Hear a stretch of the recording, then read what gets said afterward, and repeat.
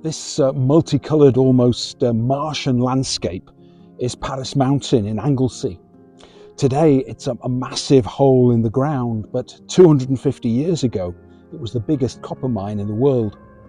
Copper was mined here in the Bronze Age and probably in Roman times. Mining started here again in the late 18th century, and by the 1780s it was the largest copper mine in Europe.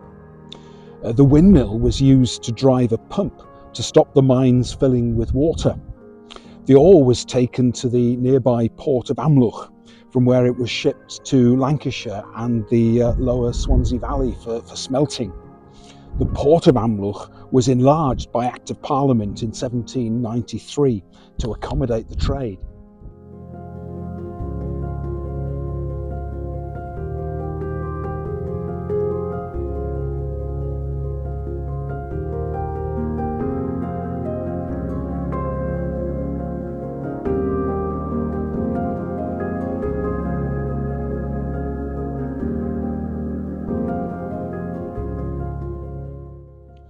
One of the principal uses for the copper was to sheathe the ships of the Royal Navy to protect them from shipworms and make them more manoeuvrable.